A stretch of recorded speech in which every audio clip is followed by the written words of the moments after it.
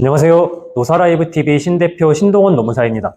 오늘은 지난달에 있었던 이 집회와 시위 관련된 재미있는 판결이 있어서 하나 소개를 시켜드리려고 합니다. 물론 이건 대법원 판결은 아니고 광주지방법원에서 나온 1심 판결이긴 한데 제가 이 판결문을 읽어본 결과 아마 항소를 하고 대법원까지 가도 크게 달라질 건 없지 않을까 생각이 듭니다. 먼저 기본적으로 밝혀드려야 될 게 이 사건은 파업에 있어서 어떤 행위가 형사상 범죄 행위를 구성하는 행위입니다. 먼저 그 외제차 판매하는 이제 무슨 차라고 말씀을 드리지 않겠습니다. 외제차 판매 회사가 있고 노조가 있겠죠. 노동조합과 이제 사실 여기서 좀 TMI이긴 한데 이렇게 그 딜러들 이제 뭐 우리가 흔히 아는 뭐 비모사라든지 이렇게 외제차를 파는 회사들이 사실 노사 관계가 좋지가 않습니다. 그리고 상대적으로 일반적인 근로자들 회사에 비해서 좀 임금 구조가 투명하지 않다 보니 사실 임금 체불 사건도 종종 발생하고 노동조합과 단체 교섭이라든지 임단협 이런 게 좀 용이하지 않은 경우들이 많아요. 이번 사건도 마찬가지였습니다.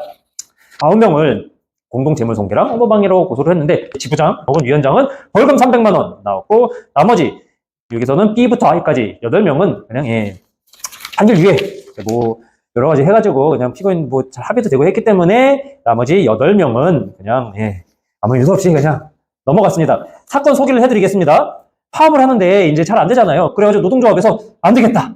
만방에 이제 온 사회에 우리 회사의 부조리함을 알려야겠다라고 해서 외제차 파는 건물들 다 생각해 보시면 삐까 번쩍합니다. 다 외벽이 거의 유리로 되어 있고 기가 막히게 디자인 돼 있죠. 그래야지 비싼 차를 파니까 그 건물의 내부와 외부에 노동조합이 주장이 기재되어 있는 스티커와 현수막 등을 부착해서 그렇게 했어요. 내용을 보겠습니다. 이제 뭐 스티커의 내용을 보면 뭐 직장 갑질 뭐 누구누구 막 해가지고 뭐 당연히 대표나 뭐 지사장들이겠죠. 바지 사장 임금 체불 어쩌고저쩌고 책임져라 회사가 뭐 이런 내용이 기재된 사실 뭐 내용 자체는 우리가 파업을 할 때 흔히 보는 내용들이죠. 근데 이 스티커를 수백 장을 건물의 출입문부터 해서 사물의 벽면, 기둥 그리고 여기뿐이 아니에요. 고객들 대기실 이런 곳 외제차 사러 가서 보시면 아시겠지만 고객 대기실 엄청나게 삐까번쩍하게 되어 있습니다. 고객 대기실의 유리창, 벽면 그리고 테이블, 고객을 상담하는 상담실의 유리창, 상담실 진열장, 심지어 엘리베이터. 그러니까 고객들이 차를 사러 가면은 그 스티커로부터 피할 수가 없어요. 처음 건물 들어갈 때부터 엘리베이터 그런데 다 붙어 있었습니다. 계단으로 가면 혹시 못 볼까봐 계단, 외벽, 심지어 주차장 벽면에 스티커를 부착했는데 문제가 스티커를 그냥 붙인 거를 넘어서서 접착제를 이용해서 부착을 했습니다. 그리고 플러스 이제 현수막도 붙였어요. 빨갛게 라카칠을 해가지고 정당한 단체 교섭에 불법으로 대응하는 누구는 각성해라. 뭐 주둥이로 떠드는 상생 말고 행동으로 보여줘라. 노조 탄압하면 깜빵 간다. 정신 차려라. 뭐 이렇게 제된 현수막을 1층 유리창과 난간에 부착이 되었습니다. 그래서 스티커 작업비가 132만 원이 들었대요. 이제 132만 원, 99만 원. 왜 그랬냐면 광주 지점이랑 창원 지점 이렇게 두 군데다 붙였거든요. 그래서 한 곳엔 132만 원, 한 곳엔 99만 원. 합치면 뭐 한 240만 원, 250만 원이 조금 안 되겠네요. 이렇게 돼가지고 이제 피해자 회사에 재물 손괴를 했고 영업 업무를 방해했다라고 이제 고소를 했고 노조는 아니 내용 자체는 정당하지 않느냐. 그리고 스티커 떼는데 얼마 안 들였다. 뭐 현수막이 뭐가 문제냐. 현수막 그냥 떼면 그만인데 이걸 맞붙였는데 뭔가 지금 여기까지 얘기하면 생각나는 작년에 무슨 시위가 있을 텐데 그거는 여러분의 착각입니다. 저는 오늘 그거 말씀드리는 건 아니고요. 노동조합의 파업에 대해서 말씀을 드리는데요. 이건 이제 판결 결과 소개시켜 드릴게요. 결과는 제가 아까 말씀드렸듯이 그 회사는 9명을 고소했는데 딱 1명, 지부장 1명만 벌금됐고 나머지는 거의 뭐 이제 판결 유예 나왔습니다. 어쨌든 기본적으로 재물 손괴와 영업 방해는 인정이 됐어요. 자, 그럼 두 가지 행위였죠. 스티커 몇백 개를 접착제를 이용해서 붙이고 그 다음에 현수막을 구성을 했는데 판결문의 판결 요지를 보면은 현수막 얘기는 한 마디도 없습니다.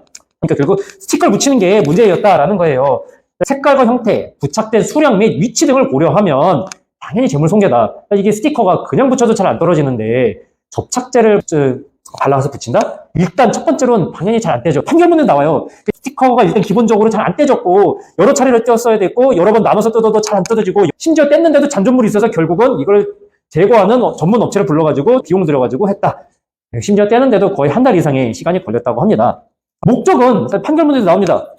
노동조건의 개선과 성실한 노사 교섭을 요구하기 위해 목적하에 쟁행위를 거쳐 이루어진 것으로 목적 자체는 정당했습니다. 사실 목적이 정당했기 때문에 한 명만 벌금 받고 끝난 거예요. 다만 스티커가 쟁행위를 할 때 원상회복이 용이해서 피해자 건물에 효용을 행한다고 볼 수 없는 전단지를 붙이거나 티켓을 하거나 아니면 뭐 현수막 이런 걸로만 하는 걸로 넘어서서 제거가 곤란하고 제거에 상당한 비용이 드는 스티커 등을 부착해서 건물에 효용을 행하고 그리고 떼는데 직원들이 계속 달라붙어서 영업도 안 되고 그렇게 해서 영업을 방해하는 그 행위 수단이나 방법이 상당했다고 볼 수 없다. 스티커 수백 장 이것도 한 10장, 20장 정도 했었으면 되겠죠. 수백 장을 떼지도 않게 특히 접착제를 이용해서 붙인 게 문제가 돼서 벌금이 나왔습니다.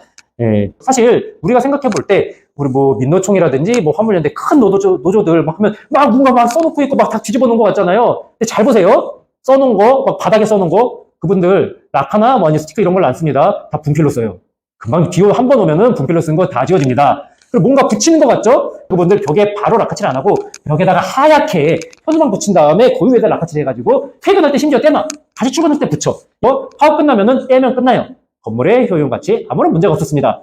가끔 스티커를 진짜로 붙이는 경우가 있거든요. 그런데 그 스티커들 잘 보면 특히 이제 노동조합, 민노총이나 한국노총 같이 좀 집회나 시위 많이 해본 곳에서 붙이는 것들은 비닐 스티커 붙입니다. 그냥 이 진짜 어린애가 그냥 이렇게 떼도 그냥 다 뜯어져요. 그리고 막 보면 다 뒤집어진 것 같잖아요. 뒤집어진 것 같은데 보면 사무실 막 뒤집어 놓고 사실 보면 막 대표 책상 뒤집어 놓고 하는 것 같잖아요. 잘 보면 컴퓨터 멀쩡합니다. 그리고 테이블 막 뒤집혀져 있는 것 같죠? 안 부셔져 있었어요. 사실 난장판인 것 같은데 테이블 이렇게 들어서 정리하면 끝이에요.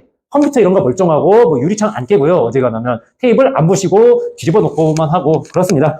어쨌든 이런 식으로 원상 회복이 용이하게 집회를 하는 경우는 쟁의행위의 목적이 대부분 어차피 정당하기 때문에 특히 파업이나 쟁의행위에 있어서는 뭐 이게 불법행위가 아니고 민형사상 책임을 받지 않는다.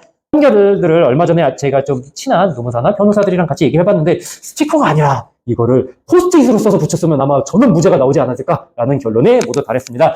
오늘 방송 좀 사실 우리가 일상생활에서 집회나 시위 같은 거 많이 보잖아요. 그리고 이 방송을 보시고 계신 여러분들 집회나 시위가 멀리 있는 얘기가 아니에요. 꼭 노동조합뿐이 아니라 시위할 일 많습니다. 저도 사실은 노동조합이나 이런 거 집회는 참여해본 적 없고 옛날에 집을 분양받았을 때 성남시에서 분양은 뭐 그런 집이었는데 좀 개판이어가지고 뭐 그런 걸로 뭐 집회에 나가고 한 적도 있고 많죠. 우리 재산권을 지키기 위해서 집회나 시위를 하는 경우 많은데 이번 판결 한번 자세히 살펴보시고 원상회복이 용이한 방향으로 여러 가지 자신들의 의견을 표출하였으면 좋겠습니다.